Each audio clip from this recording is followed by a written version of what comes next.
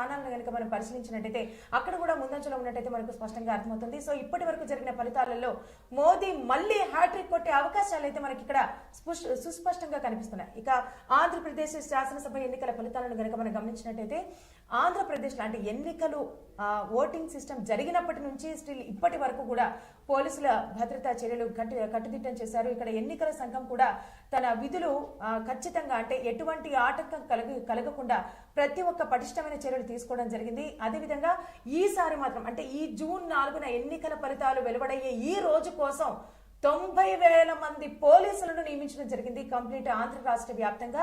ఈ విధంగా అంటే ఎన్నికల అధికారి అయినటువంటి ముఖేష్ కుమార్ మీనా ఖచ్చితమైన పటిష్ట చర్యలు తీసుకుంటున్నారు. ఎప్పటికప్పుడు మీడియా సమావేశం నిర్వహించి ప్రతి ఒక్క చర్యను అంటే ప్రజలకు వివరించడం అయితే జరుగుతోంది.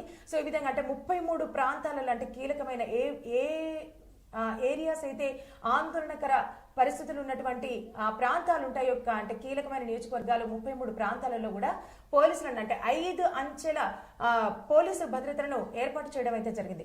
సో ఈ విధంగా ప్రతి ప్రాంతంలోనూ చూసుకున్నట్టయితే ఖచ్చితంగా అంటే ఎటువంటి గొడవలు ఆందోళనలు జరగకుండా అంటే ఈవీఎం అటువంటి అంటే పరికరాలను ధ్వంసం చేయకుండా కానివ్వండి, పోలింగ్ కేంద్రాల వద్ద ఆందోళనలు నిర్వహించకుండా కూడా ప్రతి ఏరియాలో కూడా పోలీసులు పటిష్ట భద్రతా చర్యలు ఏర్పాటు చేయడం జరిగింది. ఇక విజయవాడ పార్లమెంటు స్థానాన్ని మనం పరిశీలించినట్టయితే కేశినేని చిన్ని 17,000